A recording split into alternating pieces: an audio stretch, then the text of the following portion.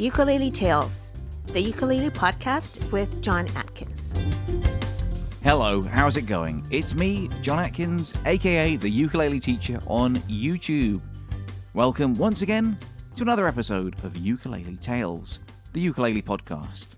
I hope you're enjoying the show so far. I realised last week when I was listening back to the Brittany Piver episode just how much fun this project has been for me, and also how lucky I've been to get so many great guests in such a short amount of time.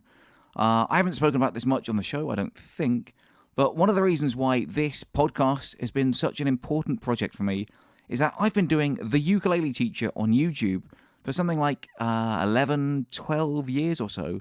Now, don't get me wrong, I know for a lot of people being a YouTuber is a dream job, and yes, I have certainly had a charmed life. I can't really argue that in good conscience.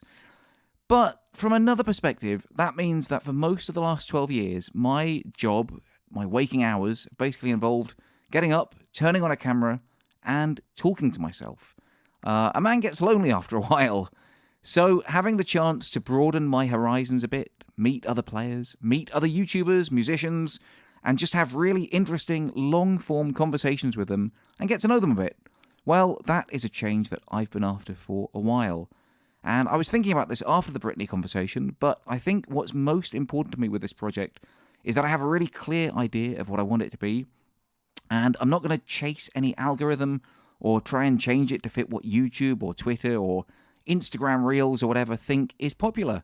This podcast is going to be long-form, in-person, face-to-face conversations with people that I think you'll find interesting. And if I'm enjoying recording the conversations, then I hope you guys will enjoy listening to them. And that is absolutely good enough for me. With all that being said, I certainly want your feedback. If you've taken the time and trouble to download an episode and have a listen, then what you think is certainly important to me. So let me know who you've enjoyed hearing, who you'd like me to talk to in the future, and if you have any ideas of how I can make the show better. Because it's you, my listeners, that are important to me, and not some unseen, unknowable, constantly changing mathematical formula. And that, I think, well, I hope, is the last I'm going to be talking about the wretched algorithm. This is our place to get away from the stresses of daily life and get to know some of our favourite ukulele players a little bit better. Hey, I think that's my mission statement for the show, actually. So if you've been listening to the show so far, drop me a message on Facebook, Twitter, Instagram. And yes, I am aware of the hypocrisy of everything I've just said. I am, of course, on those platforms. I'm just trying not to be all consumed by them. Or send me a good old-fashioned email to uketeacher@grabyouruke.com and say hello. I genuinely would love to hear from you, and I reply, eventually, to everybody. So this week, I got the chance to chat with Christopher Davis-Shannon, also known on social media as the Banjolele Tinman. And although we'd never met in person before, I had spoke to him at length on his own podcast a year or so earlier, and I've been looking forward to a return engagement as it seemed like we'd really hit it off and still had a lot more left to talk about. Well, as luck would have it, Chris was spending the summer in London, and so of course I couldn't resist hopping on the train up to Paddington and meeting him in Hyde Park for a good old chinwag one sunny Tuesday morning just before he left. My British listeners may remember that the summer of 22 was unseasonably hot for several weeks, yet Chris still turned up in his trademark regalia, impeccably dressed in slacks, a smartly pressed white shirt, and crushed velvet neckerchief. And we do, of course, talk about absolutely everything. In fact, once we start rabbiting on, there's almost no stopping us. This episode, in fact, was nearly going to be a two-parter, but I decided to chop a few bits and pieces out and post that as a Patreon-exclusive bonus mini-ep.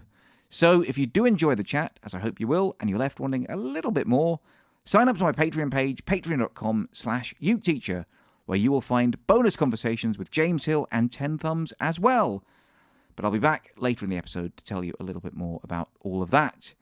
Right now, though, Chris and I talk about absolutely everything.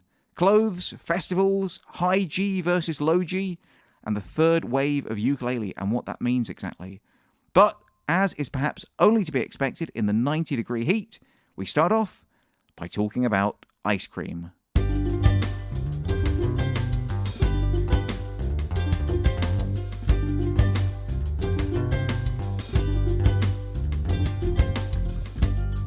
So we're here talking ice cream, right? Yes. My favourite is fish food. Ben What? and Jerry's, yeah. Ben. I and had a Jerry's. totally different picture in my mind when you said that. Fish initially, food. before I heard Ben and Jerry's. Right, okay, yeah. No, fish food is... I mean, I'm a bit of a Philistine, I think, when it comes to food in general. Because, I've never had. What is entailed in fish food? I mean, it's just mainly chocolate, bits of chocolate ice cream. Because I'm imagining like Fruity Pebbles flakes on top to make the fish food. There's no flakes on it. There's sort of melted marshmallow ice cream. I like marshmallows. Yeah, and maybe some sort of toffee or caramel or something. Honestly, it's best not to dig too deep into it, I think. Just to know that it's just good. Eat it. Just know That's that it's what good. matters, yeah. I'm a simpler man. Yeah. But I'm a bit of a food Philistine. Like, people say, like, what's your favourite food? And that is my answer. Like, ice cream is my favourite food. What's wrong with that? My favourite meal would be ice cream, yeah. Yeah, that's very reasonable. Oh, well, thank you very much. Okay. Cool. So, I'm glad I caught you because you're going back to Pittsburgh. Philadelphia. Sorry, okay. In just a couple of days' time, right? Yes, in 2 days. 2 I days. stay in London, and I came here for the summer to escape the heat of Philadelphia, and I failed. For sure. We've had like 92-degree days and stuff here, I think, I believe I was here for the hottest day recorded in England. Amazing. Well, yeah, of course, because down here in London it's even hotter, I think. Yeah, 43 up by Heathrow. Wow. Well, you're doing C and I'm doing the F. So 43. Is that what you said? Yeah. Yeah, that means you're doing the anymore. F. Yeah, 95. Oh, you've converted to American at this Absolutely, point. yeah. At yeah. 90, I think it was over 100, wasn't it? Really? Which is in London. Wow. A normal Philadelphia for me, but it feels substantially hotter in this city. Yeah. You can't escape it. No, there's no air conditioning. Escape. No AC, no sea breeze or anything. Yeah, in Philly, I just pop into any building and I'm fine. Right. Well, that's something America's good at, isn't it? The chilling the AC things. Thing. Yeah, chilling things. That's right. Having ice. Chilling things, having ice, especially in soft drinks. Yeah. Yes.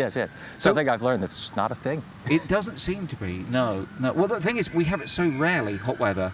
You were right, which is why I came here for the summer. Yeah, you were unlucky, if anything, to have such a beautiful, couple of months. And I've sweated the entire time. Have you? Well, that must be a thing. I was going to ask you in a roundabout way, because you're always impeccably attired.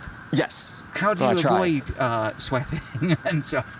Because I like to wear a shirt occasionally, but I find it very uncomfortable. Yeah, and I do. I wear a scarf every day, no matter how hot it is. Yeah. But they're linen. They're linen scarves. Okay. So they're cool. And I've never. I don't want to say never because I was a child at one point. I did wear shorts. Right. Okay. I just don't believe in shorts. Yeah. As attire. I have to say I'm a real shorts person. A real shorts person. And I have nothing against that. Personal decisions should be respected. But I'm very much a trousers and shirt all year round. Yeah. Sort of. And I've been like this since I was young. I'd always have a uniform. Really? The uniform has evolved over the years to what we see now. And how would you describe your uniform? I know how I would describe your uniform. I like to think of 1940s just coming off the boat from the war gets a modern update. Okay, that's pretty good. Okay. I was going to say sort of 1920s Clark Kent. I can dig it. I always find my trousers are not wide enough to be the 20s, which a band leader that I play with in Philly reminds me of on a regular basis. You say I refer to him as the best dressed man in Philadelphia because if you walk down the street and you happen to catch Vance, you just go, oh my gosh, because he looks like he stepped out of a movie, like Clark Gable. Yeah. Like every day when he leaves his apartment, it's incredible. But he always teases me that my trousers are much too slim to be period appropriate. Right. They had bigger pants in those days. Much wider. Flared or not flared. Like the whole pant leg would be massive. Bizarre. Okay. Yeah, and very high waisted. My waistline is also not high enough, according to him. Not high enough. It's still pretty high, I would say. It's high. I try to go the natural waist. Higher than average. For the 6 or 7 years that I've known Vance, I feel as though my trousers have gotten progressively higher as the years go by, and I keep calling him and going, "You're right. You're right about all of this fashion stuff." What's the thinking behind it? I mean, is it anything to do with your music, or is it just a personal thing? Because you have got a really distinct image. Yeah, no, it's just personal. This is how I like looking. Yeah. And I know to some people it's odd to look the same every day. No, not at all. I mean, it's a good look. At times I feel like a cartoon character. Yeah. And I'm okay with that. Yeah. I mean, it's good to have gimmick sounds dismissive, and I don't mean it in a dismissive way. No, but it's the truth, right? Okay, yeah. I mean, it's branding too. Branding is marketable, yeah. You see me walking down the street tonight. I don't look totally outlandish. Well, not here in London. Yeah. No, not in London at all. No, in Philadelphia I do. look rather outlandish. Right, But you get used to it, and people know me. They know I'm the ukulele guy around town. So I get a pass. When you're walking around town, do you bring the uke as well? Oh, yeah. Yeah. My uke's always with me. Is it? And that's the joy of soprano uke, isn't it? That is true. Yeah. I live in a one-bedroom apartment, just me and the cat. So I like to go out to the park for practicing. So I'll go choose random parks around this city just to make sure that I actually leave my apartment. Yeah. When you're doing YouTube and video editing, Yeah. some days you forget that the outside exists and you're supposed to see the sun. I resemble that wrong. So I try to force myself with practicing to go outside. So my uke's always with me when I go out. So I'm easy to spot. So you are kind of the uke guy in your town. I guess. And I don't know many ukulele players in Philadelphia. That's a shame. Honest. I mean, Philadelphia is not a small place. Is No, it? and we do have a uke community, so I don't want to say that we don't, but the vast majority of it is outside the city. Right. Up on the main line. We have an amazing music store, Funky Frets, out there in Boyertown, which is 45 minutes, an hour outside the city. And they have a phenomenal uke group. Also one in Phoenixville, the main line uke group. So there are lots of players, but not in the city itself, especially in like the performing music scene. My friend Emily Drinker is probably the only other person I know that really performs steadily with ukulele. But yeah, it's a small scene there. It's not like here. There's so many uke players here. I suppose there are. I mean, you were just saying you came over here for the summer, and you've been to, well, how many festivals have you been to while you've been here? Just one. I was just one. Yeah, okay. just at Ukulele Huli over in Dublin, which was incredible. I've never seen so many soprano ukes in one place. I don't know what it is with that festival. But interesting. I'm used to going to festivals, and I'm the weird guy with the soprano uke. Yeah. Everyone there was playing soprano. It made me just so happy. Well, what do you think that's about? Because I think it's because it's hard to plug a soprano uke in a lot of the time. So if you're playing a festival, it's hard to. You want something you can just. I bring a put jack microphone above. with me that I always use. I think the tenor has definitely taken over as sort of the standard, right? Really? I feel that way. And I don't think that's a bad thing necessarily. No. A lot of people playing low G. Low G does the longer string length. I have noticed low G, a lot on that. And I play almost exclusively high G. Yeah. Because to me, that's so much fun. Yeah. And such an odd way of thinking, being someone that I play bass and guitar and banjo as well. And to have that mindset of there's these two strings that are a whole step apart. Right. What do I do with that? Is very interesting to me, where when I play low G, I sort of get in the guitar mindset of things go this way and up and down and everything's backwards on high G uke, and I find that beautiful. Yeah. And I can do chords that I can't do on other instruments. They're just impossible to play. Yeah. And I find these sounds on high G soprano, and on soprano especially, because I play a 12th fret soprano. I can reach the 12th fret spread with my hand, so I go from the first fret to the 12th. I have access to all of those notes. That's true, yeah. Which is, I can't access that many notes at once on any other instrument. I think my main reason for it. Yeah.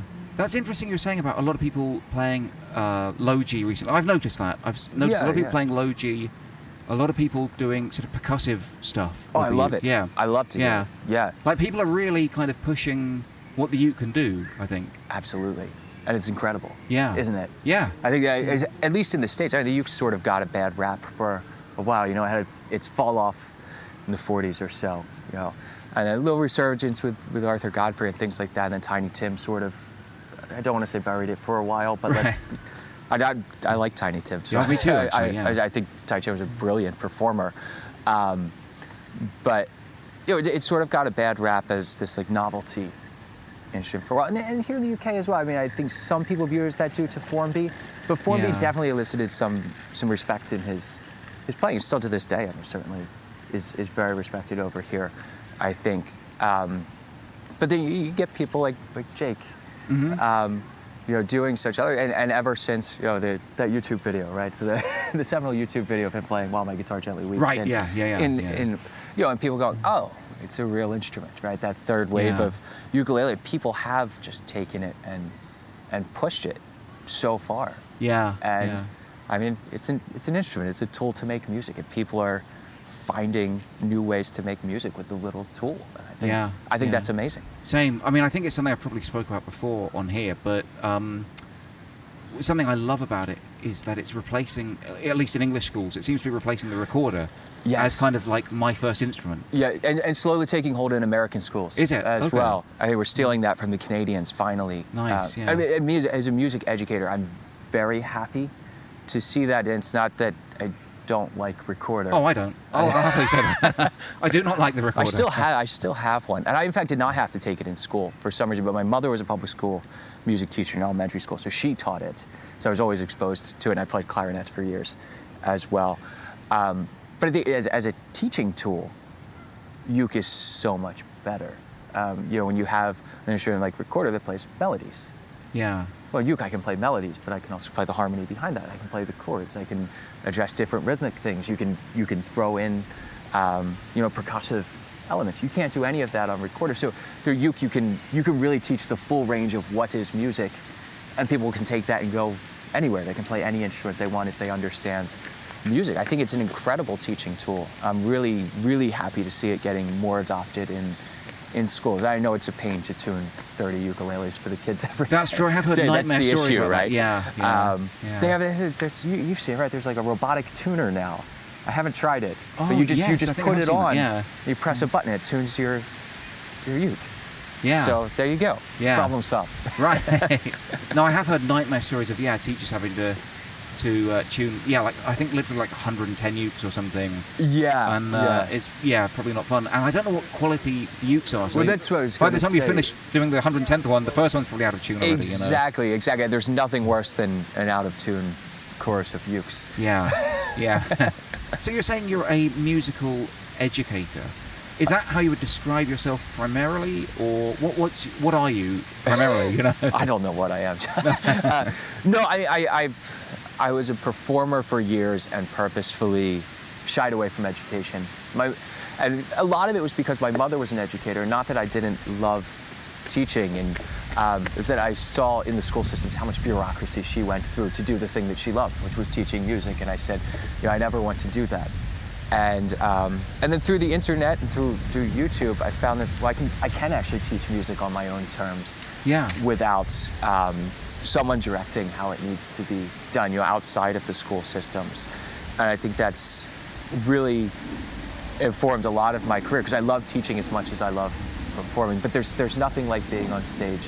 But then you go to a festival and you teach a workshop, and it's just another performance.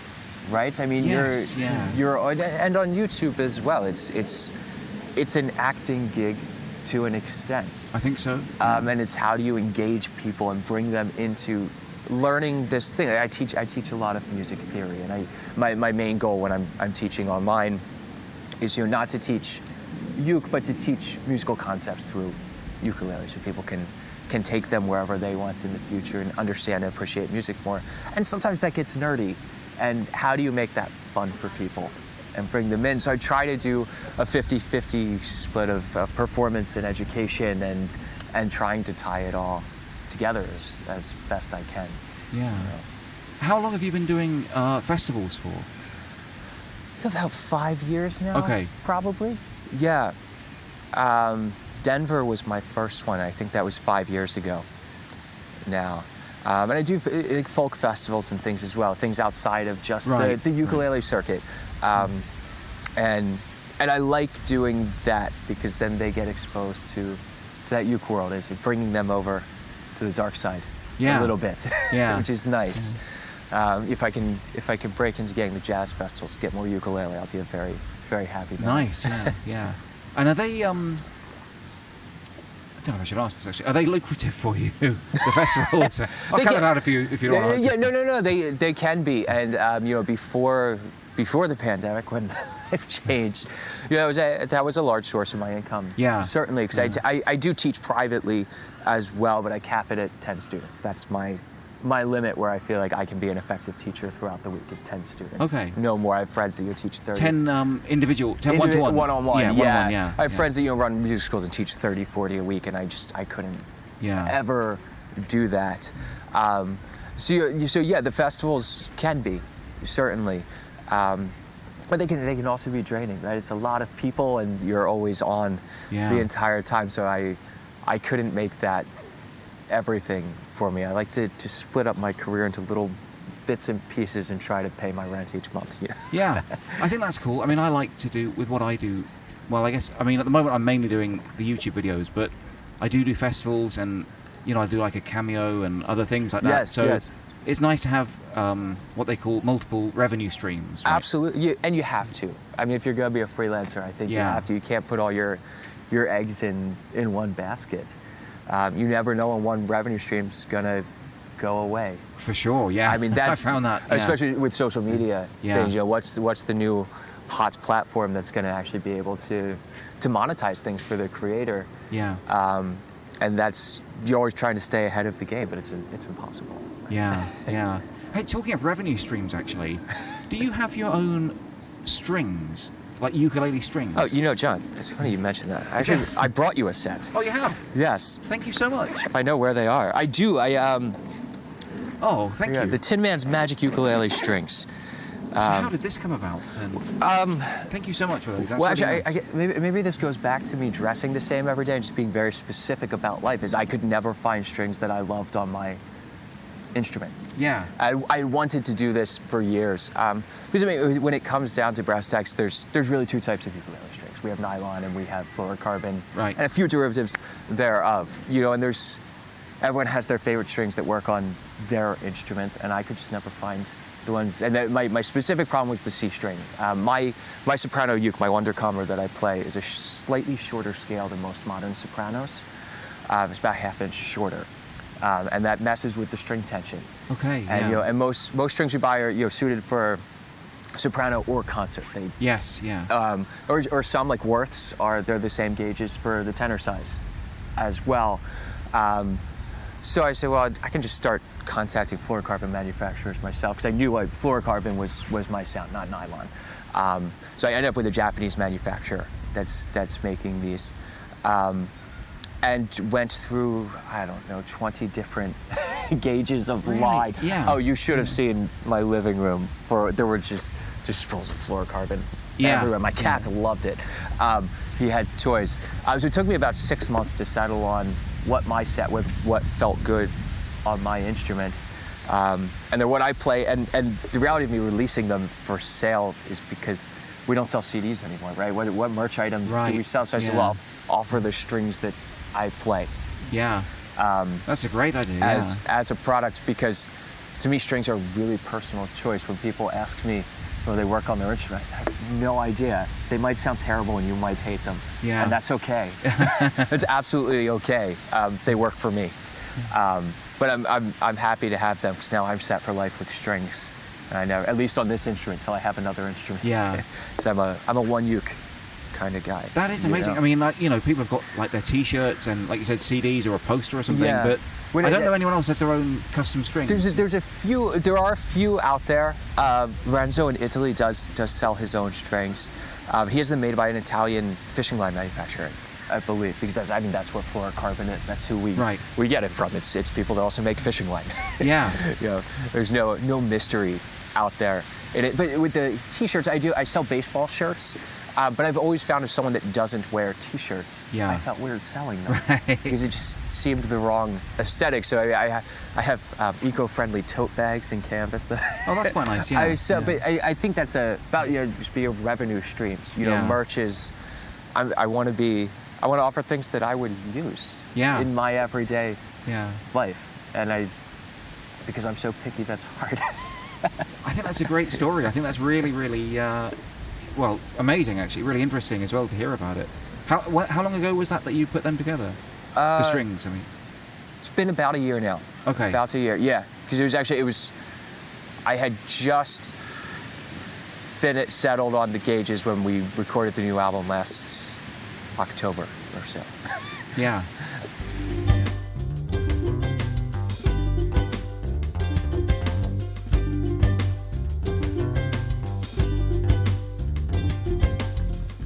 And talking of additional revenue streams, that seems like the perfect time to jump in and tell you about the ways that you can help support this podcast.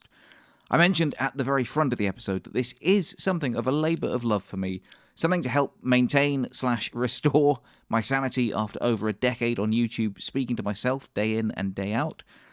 But travelling around the country and speaking to and recording conversations with some of these ukulele greats does get a bit costly at times. Now don't worry, the Ukulele Tales podcast is free and will remain so forever, touch wood. But if you enjoyed the project and want to help keep it going, then I would be ever so grateful if you could maybe help me out in one of the following ways. 1, download a couple of old episodes. If you enjoyed this one, we have got some incredible names in the archive. Jake Shimabukuro, Bernadette Teaches Music, James Hill. So why not have a scroll back and see who else takes your fancy? The more downloads I get per week, the more likely I am to be able to secure some of that sweet, sweet advertising revenue from Acast, who currently host these podcasts. 2, share the love. If you have friends who also play the ukulele, or you're part of a ukulele community or circle, let them know about it. Whether they're on Facebook, a forum, or you actually meet in the real world for a strum from time to time, let your uke-loving buddies know about this podcast, as if you enjoy it, the chances are they will too.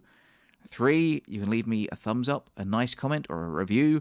I know it's probably different for every single platform, but I know at least if you're on Apple Podcasts, I'm pretty sure it's possible to leave a review or a nice comment and even a cheeky little 5 stars, and that really does help me out. I'm guessing it's the same on other platforms too, though I don't know for sure. But while you're at it, if you can subscribe to the show, that way it automatically downloads each and every Wednesday to your device the second that it comes out. And 4, Patreon! Check out my Patreon page, patreon.com/uketeacher, where if you sign up, you will become an official friend of the show and get early access to the podcasts, bonus chats with some of the guests, and even the chance to ask questions to some of my future guests. I'm also looking at setting up a Discord server for listeners as well, if there's enough interest. And it's a great way for you guys to message me directly with your thoughts and opinions about each episode. It's all for the cost of a couple of bucks a month, and you also get the warm fuzzies, content in the knowledge that you're helping to keep this show going. Anyway, enough about me and my woes. That's just me trying to pay a few bills. As Chris said, all of us musicians have to do. But if you can't afford it, like I said before, it's more important to me that you just get a chance to hear it and enjoy it. So please continue to download and enjoy the show for free, and as long as people do enjoy it, I'll be happy to continue to make it. Anyway, let's get back now to Chris and myself chatting away in Hyde Park. Apologies for some of the background noise, by the way. There are a few leaves blowing around and some people talking in the background every now and again.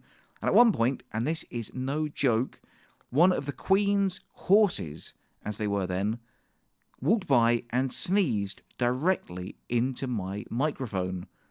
No manners, but what a critic.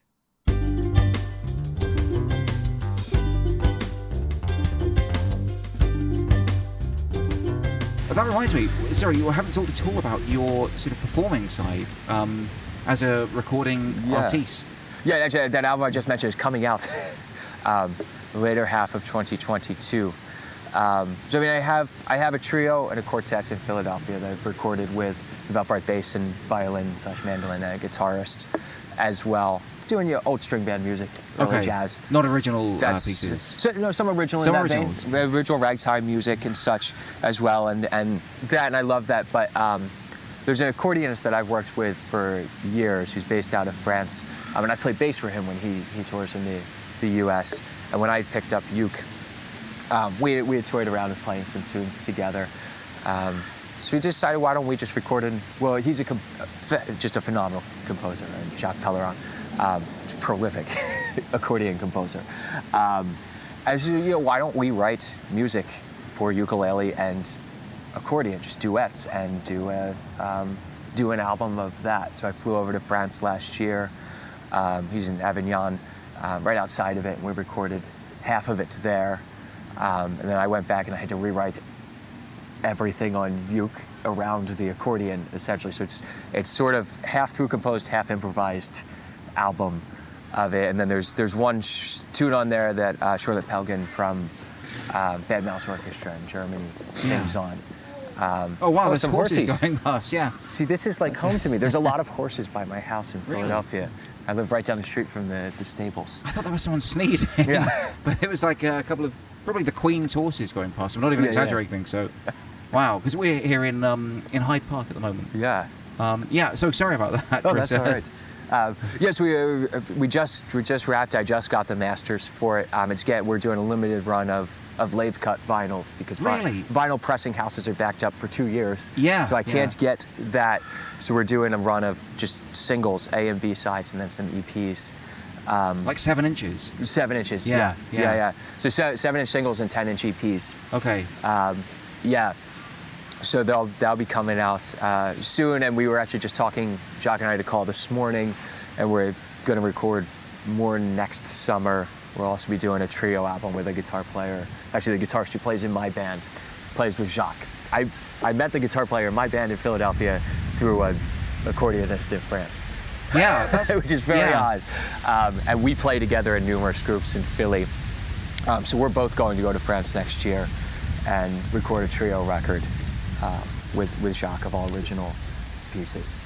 Wow, yeah, the music world is a bit like that, isn't it? You never know who you're going to meet from who and where it's going to take you. It's incredible. Yeah.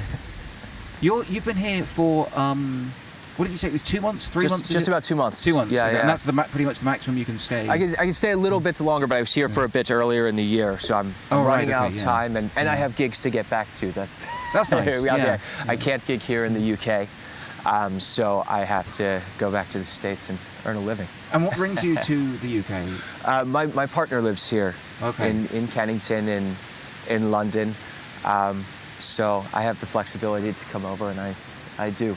Yeah. I mean, I was doing the same thing a few years ago myself, going over to the States to be with my partner until we got married, and now we're together all the time. Yeah, we're trying to work out that that aspect of the best way to get visas on one side of the pond. It's not easy to figure all that stuff out. No. Borders are not fun. No. That's the reality. No. And did she come over to see you a lot? Does she have a similar flexibility? Or? She does not, unfortunately. So she'll come. She can only come over, 2 weeks at a time or so occasionally, and she's not allowed over as long either to visit in the States. I think she can only come over for 90 days a year. Yeah. Which is tough. I mean, to be able to do that. We're lucky to have so many tools now for communication. It's easier than it was 30 years ago to do long distance like this, but it's worth it. Yeah. So. Yeah. How did you guys meet, if you don't mind me asking? We met in Philadelphia. She was working in Philly. Okay. She's a museum curator, and she was working in the contemporary department at the Philadelphia Museum of Arts when we met, and I play a lot of museum events. Yeah. Around town, it's fun to go do these festivals. I get to play on these big stages, but around town in Philadelphia, I'm playing, art openings and weddings and just normal hotel lounges and things like that when I'm in town. On the uke or the bass or something else? Or? It depends. I play quite a bit of upright bass. Okay. I play with a group that does all like pre-bop jazz, pre-1950s jazz, Nat King Cole stuff. That's like the pianist I was talking about at the beginning with the impeccable fashion, and the same guitar player is going to be recording with me. We brought him in, so we do that, and then I have my own group where I do about half and half uke and guitar. I swap off instruments all night. I get very bored playing one instrument for 2 hours. Right. Even if it is, though uke's much easier to carry. But so I swap off instruments when I'm doing things like that. So about half and half: guitar, tenor guitar, banjo, ukulele. Play jazz standards, mostly. And if you don't mind me asking, does she play music at all? Or? She does casually. Okay. She plays some piano and violin. We're working on uke. Yeah. We're working on it. She has a wonderful harmony from the 40s that I got her. She used to live in Chicago, which is where the Harmony Factory was. So I thought it'd be nice to get her a vintage instrument from a place where she sort of grew up a little bit in the States, in Chicago. Yeah. So how did you get onto YouTube? What brought you there? That's a good question. Part of it, this is going to sound bad, John. That's okay. We're here for the scandal. No, give me the scandal. I worked as just a performer for years, and mostly with people that are older than me.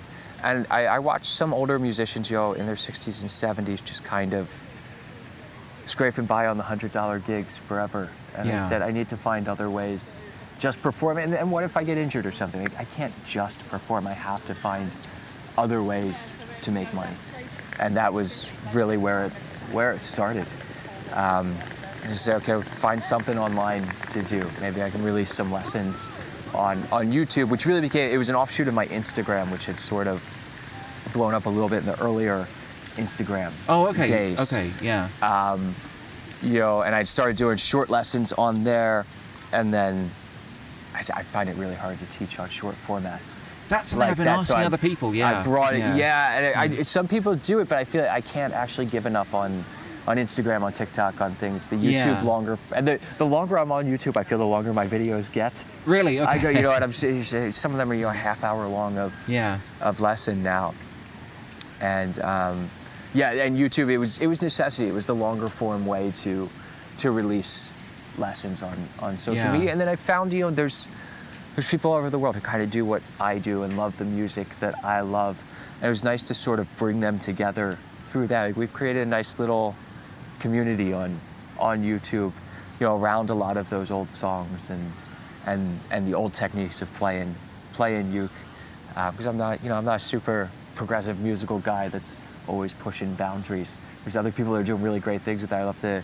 look in the past of the uke and see what was happening in the 20s and 30s and even earlier in Hawaii, the Ernest Kai stuff. I absolutely adore those old techniques. So I want to learn. It's so much because I want to learn things myself. So I spend all this time learning things, and I want to share it with other people. Yeah. Why keep it to yourself? Yeah. And who did teach you then? How did you learn the ukulele? I learned mostly off of old records. Really? Listening. By ear. Yeah. Listening and watching old video. I mean, the joys of YouTube, right? I can find those old Roy Smeck videos.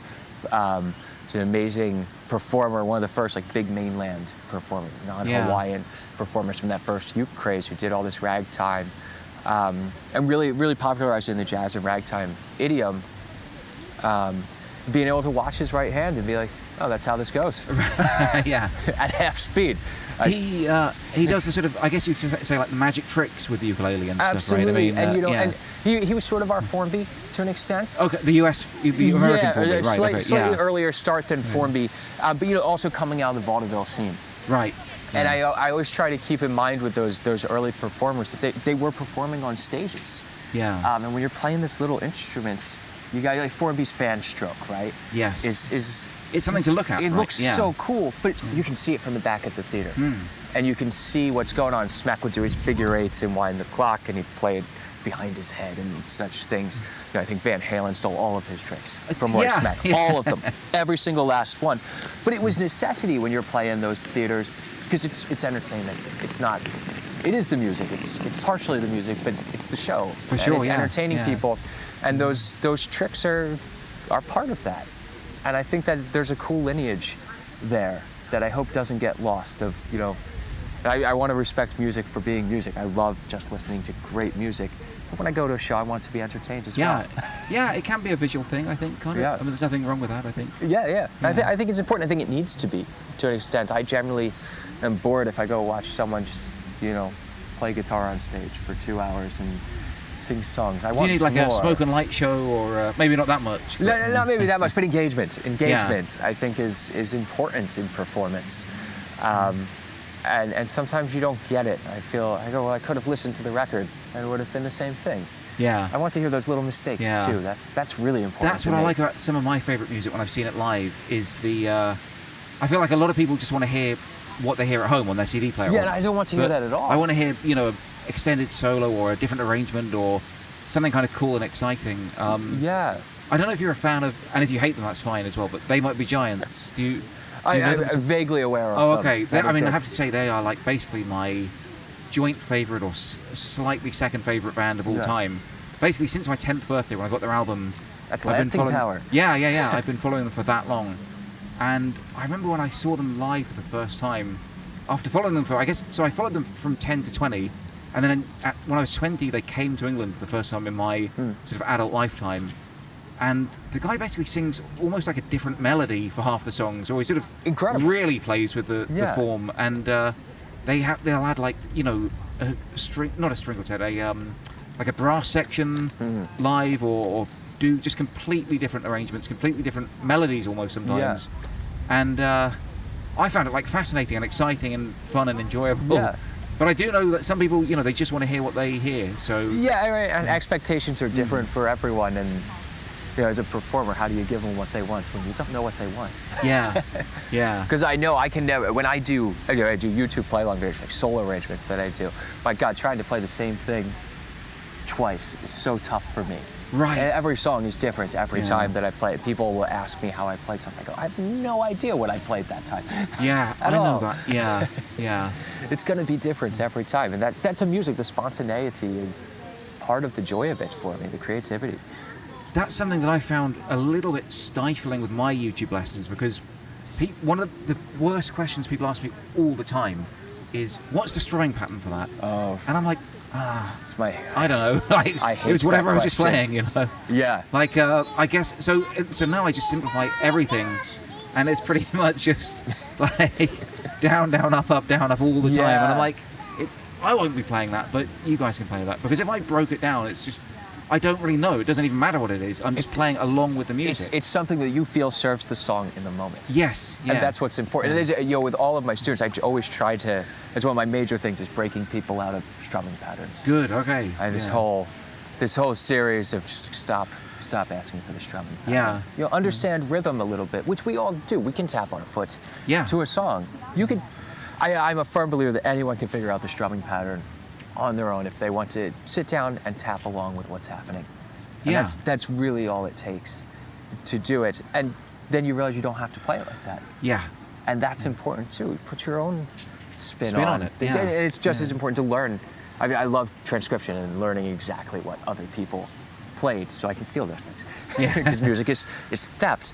But being able, you know, you learn how other people play so that you can better find yourself in music and your own voice in music.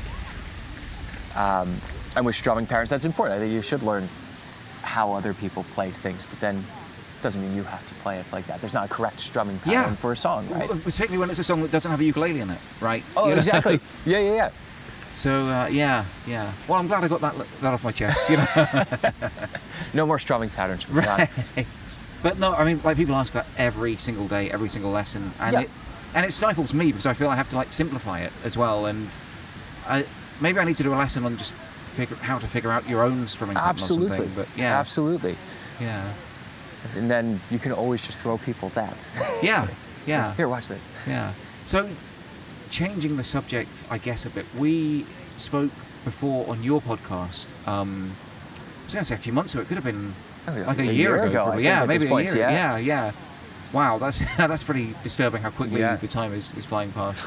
Indeed. But, and we spoke a little bit about more, because you, like we say, you have your sort of old-timey look, and you like the old-timey music, but we spoke about, you know, I'm completely blanking on the name of the song now. Thug's Mansion. Thug's Mansion, right? The Nas remix of Tupac's, of course. Yeah, Tupac, right? Of course, Tupac. Yeah. And you were very familiar with it. Oh, certainly. And what is your music? I feel like, because you would think, looking at you and sort of speaking to you, you only really like sort of music if it's 120 years old. And if you looked at my my Spotify playlist, you'd be surprised. Actually, I was listening to Bill Frisell on the way over here.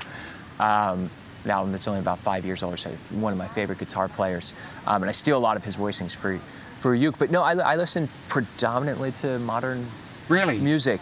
I love the old stuff. I love playing it. I think it's a lot of fun. It's a niche that I love being in. But I love hip hop. I absolutely love hip hop, and I love jazz informed by hip hop. Yeah. As well as Robert Glasper is one of my absolute favorite artists, keyboardists. Who just incorporates these elements of modern hip hop into modern jazz, and that's me. I love improvisational music. Okay. I want to hear back to hearing things differently. I want songs to grow and evolve as I hear them. So I listen to a lot of jazz, but it's not like what old people think of. I'm not listening to Miles Davis all the time by any stretch of the imagination. I'm listening to Chris Daves and Glasper and Derek Hodges and and Frisell in and of himself a phenomenal jazz artist. But then I'm listening to anything Jay Dilla's produced. Anything? Who's that? Sorry. Jay Dilla, a producer. out of Detroit originally, who sadly passed away rather young, but he really changed a lot of the way that modern music looks at rhythm. I'm obsessed with rhythm. And I listen to a lot of Brazilian music, again, because of mostly rhythm. It's rhythms that I don't hear in American music.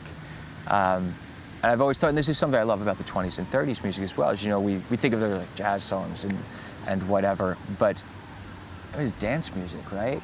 Yeah. And I think dance music can be a lot of different things to different people. Slow music, fast music can all be danced to, but I'm obsessed with finding groove and finding rhythm and things, and I think you have to, no matter what music you play, you have to listen to a lot of different music, again, to find yourself in music.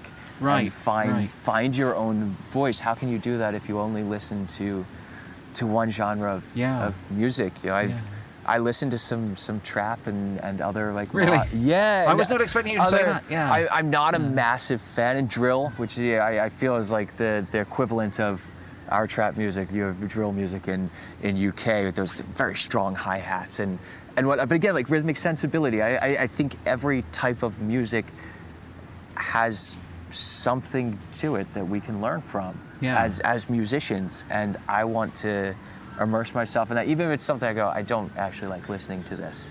I try to find that one little thing and I go, okay, that was cool, I can steal that, I can do that somewhere. You know, and I think every type of music has its redeeming quality in that, and then, you know, there's things I enjoy listening to as well, such as I mean, Frizzell is my current kick right now. I'm just listening to his entire discography. I've also been on a Bud Powell kick recently, the bop era jazz pianist, the 50s. You know, just a wealth of melodic and harmonic information there to listen to. And there's just, every time you listen, you hear a new chord voicing to go, oh man, how does that work? Why is that there? So when I'm listening to music, I want things that I'm learning. You're really studying it. Oh, absolutely. It's very hard for me to casually listen to music. It has been since I was, I've played music my entire life. That's funny you should say that. When we were just talking before we started recording about driving, and in the brief few months that I was actually driving a car, I couldn't listen to music when I was driving. I listen to podcasts. But same, because I can tune out speech much easier than I can tune out music. If you want me to get in an accident, put on music while I'm driving. Right, that's exactly it. It's the easiest way, because I'll just get obsessed with something. I'll stare at the stereo instead of... I should not be trusted to drive at all. But podcasts. Exactly, that's my casual listening. Is podcasts, which I haven't been doing much of recently, because I'm not driving, obviously, while I'm here, so I just don't listen to them.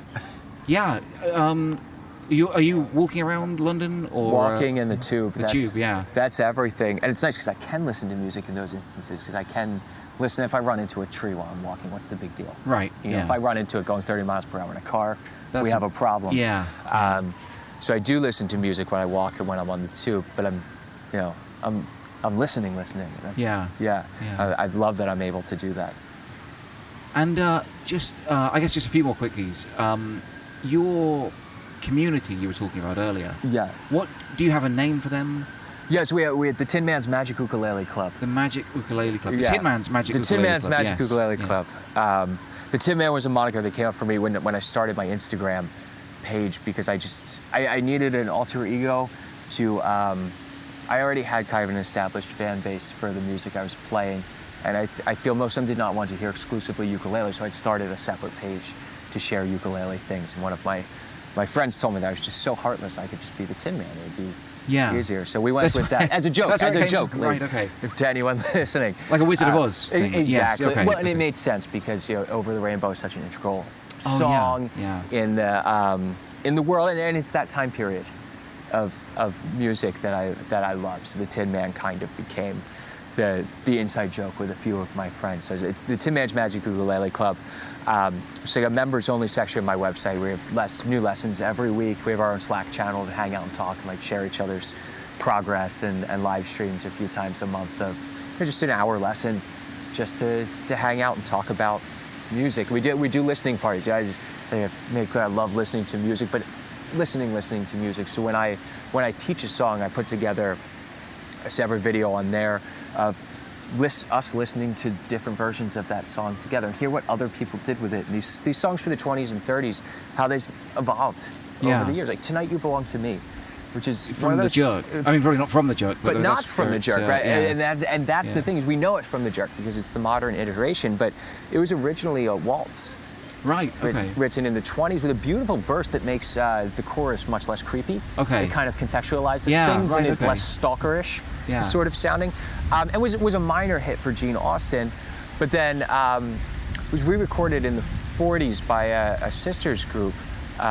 Prudence, oh my gosh, I can't remember the name off my head, and that's the version in 4/4 that we know with the harmonies. It was not a duet originally. Da da da da da da da da da da da. Those two parts weren't originally there in the song. Okay. They rearranged it, and then it was a hit for some early rock and roll artists in the 50s. Sort of fell off, and then the Jerk brought it back into kind of the modern world. So the way that even the song structurally has changed over the years is so interesting, and so many of those old songs have that history. I love going back and seeing what was originally, what did the composer write, and how did we end up with what do we have. So one of the other things, we'll analyze chord changes and be like, well, this is what the composer wrote, this is what everyone plays now, how did we get from here to here? And it's always a lesson because there's generally reasons for that. You have common chord substitutions and things. Yeah. And how does a listening party work? Are you kind of pausing and saying, hang on a second, here's a good bit, or... Yeah. So really, we put on the recording. It's something you can't put on YouTube, right? Because it's you're demonetized in 15 seconds and get blocked on there. So it's what I do as a private thing. But I just say that we call it coffee talk. So I brew some coffee, sit there on camera, drink coffee, listen to music, but describe the different parts that are happening in the song, what's changing as we listen to the different versions of it, and what intrigues me about those recordings of the song. And then the great thing is having the Slack channel where people will go like, oh, but you missed this version of the song that I love. And a lot of times there'll be one I've never heard that has all these different elements in it. So then we post over there and get our own little playlist together of all the different versions of the songs that you can listen to. And then the goal is come up with your own version of the song. Oh, really? That's cool. That's great. Yeah. How do you get to how you hear it? Yeah. Wow. So that's the Banjolele... Oh, wait a second. Hang on. Your full nickname is the Banjolele Tinman. Yeah, well, we went with just the Tin Man. The Ukulele Tinman was taken as a tag on Instagram, which is the only reason it became Banjolele. It wasn't because I wanted to play Banjolele. Right, okay. After I made the name, I said I should go buy a Banjolele. Yeah. Did you? Or? I did. And I have a wonderful one made by David Pratt now that I play, but I find on camera it's so much louder than my voice. Yes, yeah. I can't play it, so I really just play my Wondercomer. At gigs, I do still play my Banjolele. Oh, okay. It's a great sound, and for clawhammer, it's really wonderful. I prefer that than the wooden uke for clawhammer. But it's got a good look as well that goes with your sort of ensemble. Yeah. Oh, they're beautiful instruments, but yeah, so I play some Banjolele, but the Banjolele Tinman was just because it's what I could get. Yeah, I know. I think I was pretty lucky being basically like sort of the first or second person doing what I'm doing to get my name. Right? It's incredible, isn't it? Yeah. Today I don't know what I would do. Who knows what I'd be called. But, yeah.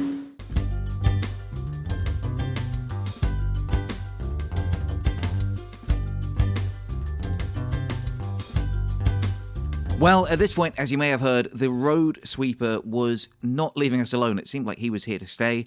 So we basically had to knock the conversation on the head for a few minutes. But I actually kept the recorder on, and Chris and I, as you can probably imagine, kept chatting nonetheless. And in fact, there was a good 10 minutes of salvageable conversation on the tape recorder when I was listening back to it, where Chris and I talk about, amongst other things, the worlds of professional wrestling and stand-up comedy, and the similarities that they have to the music business. It's a really fun and interesting chat, and if you want to hear it, you can check out my Patreon page, patreon.com/uketeacher, for a bonus 10 minutes with the Tin Man. But right now, the road sweeper has done his rounds, so let's head back for a little bit more chat with Christopher Davis-Shannon.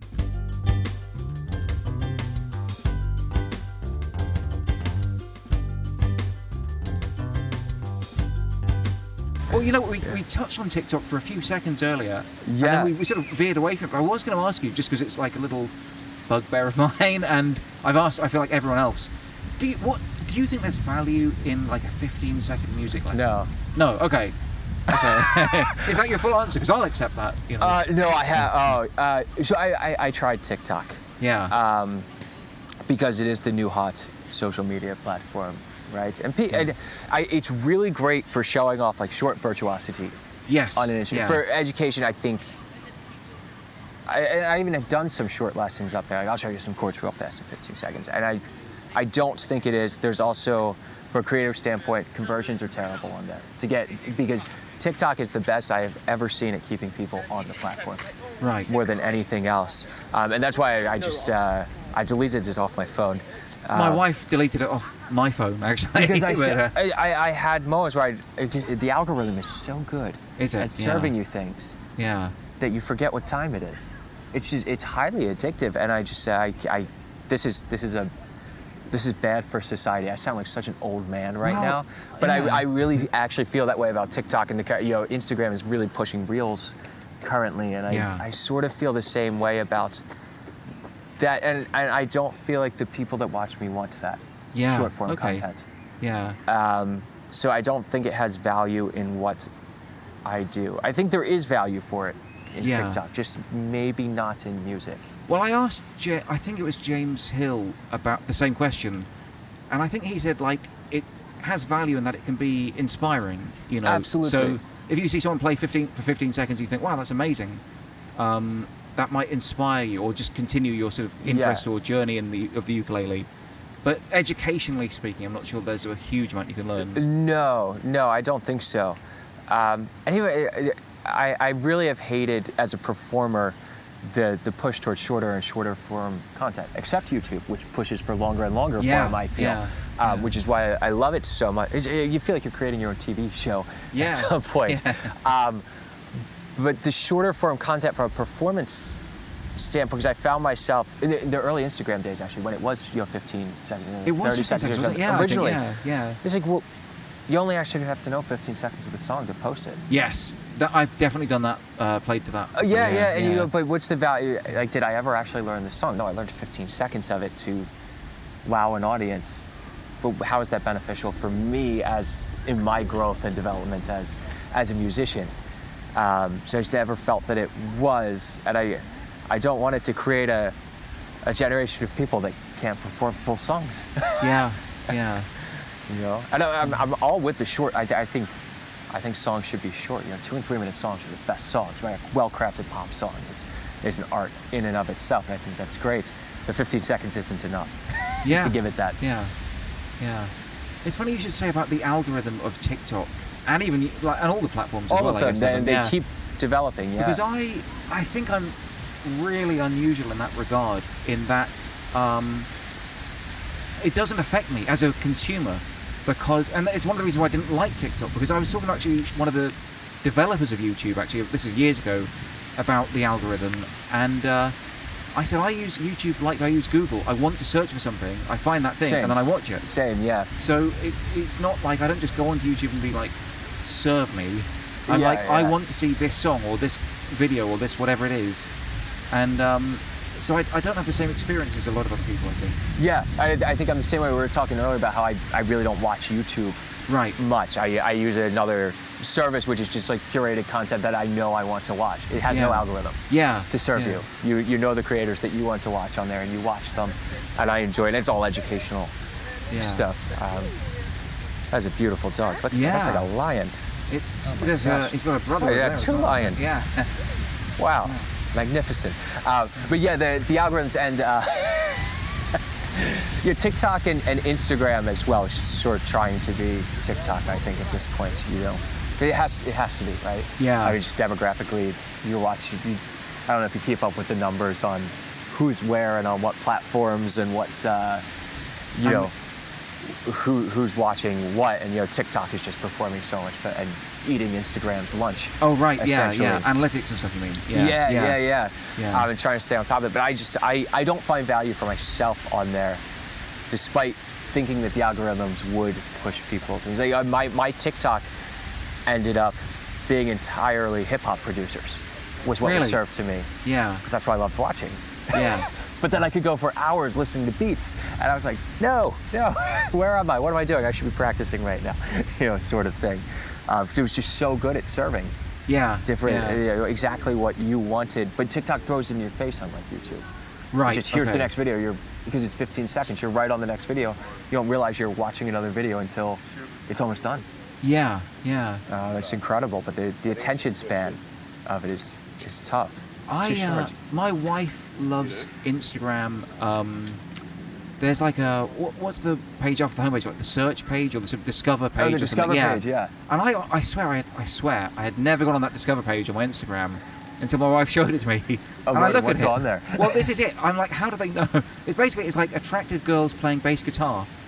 And I'm like, interesting. Mine is almost entirely red pandas. Really? What? Red pandas? Yeah, they're what is adorable. That? Yeah. Like a panda, like they're like raccoons, really. Okay. Yeah.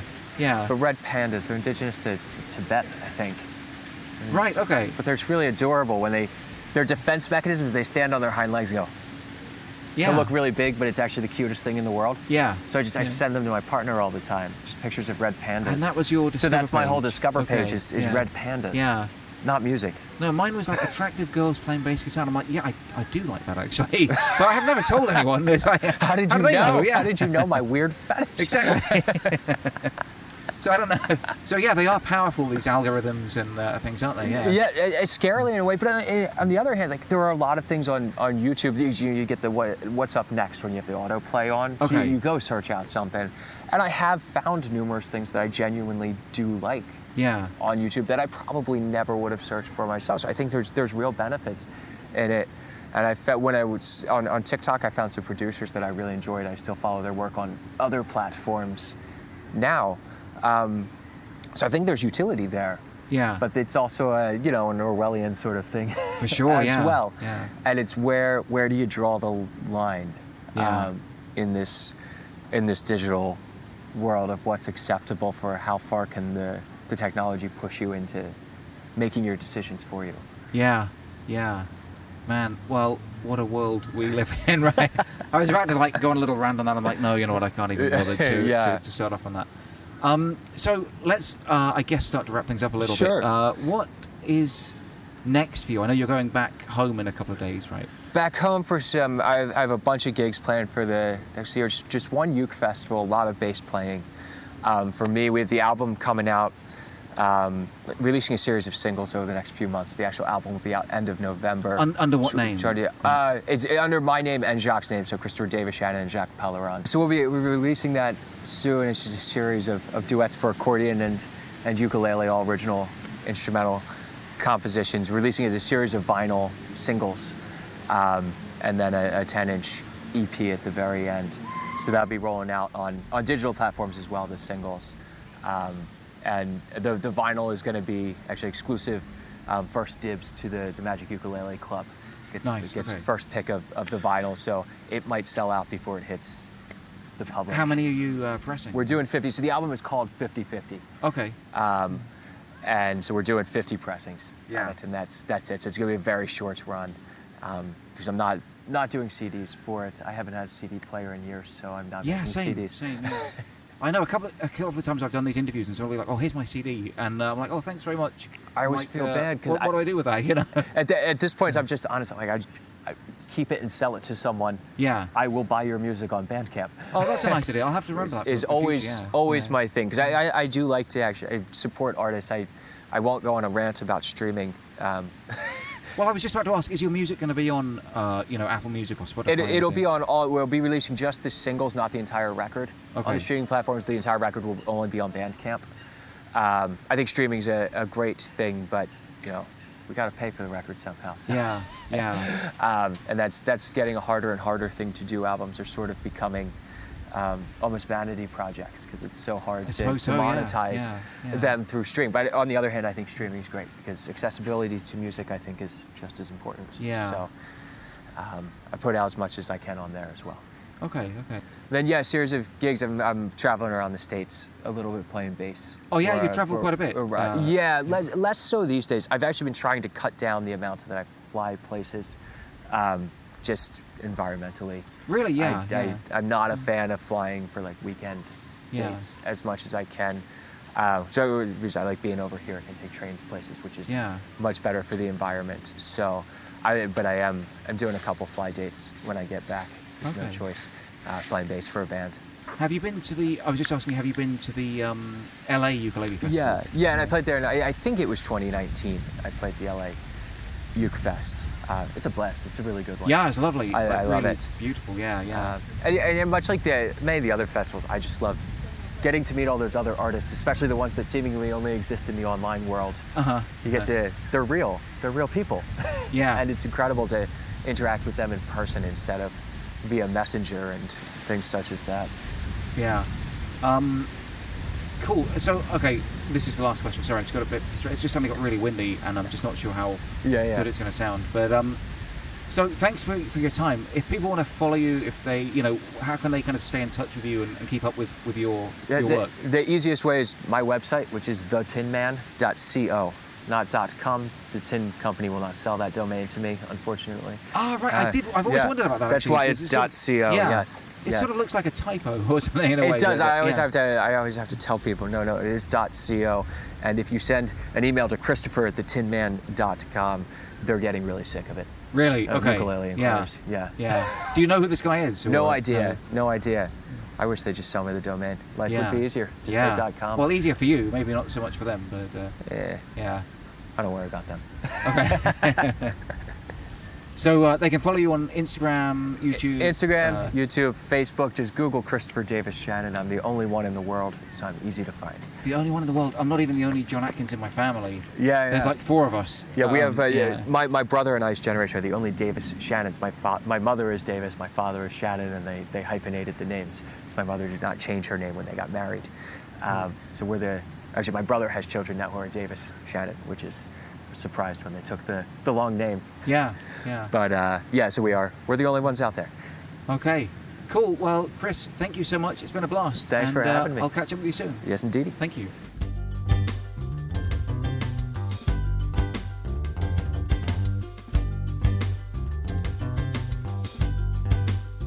Wow, it's a long one, and I'm not going to keep you much longer. Just want to say another big thank you to Christopher Davis-Shannon for the excellent conversation and for being so generous with your time. I hope to catch up with you again in person somewhere in the not too distant future. Who knows where, who knows when, not me. But you guys I will be catching up with very soon, and I know exactly where. It'll be the same place, the same time, next Wednesday. Yes, Ukulele Tales, the podcast, is out every single Wednesday, and I will be back with another great guest at the same time next week. So be sure to tell your friends, family, and ukulele communities, because I'd love for them to join in on the fun. Oh, and don't forget an extra 10 minutes on Patreon, all about the worlds of stand-up comedy, professional wrestling, and the music business. I've been the ukulele teacher, John Atkins. This has been Ukulele Tales, the podcast. And until next time, I love you all, and I wish you the best.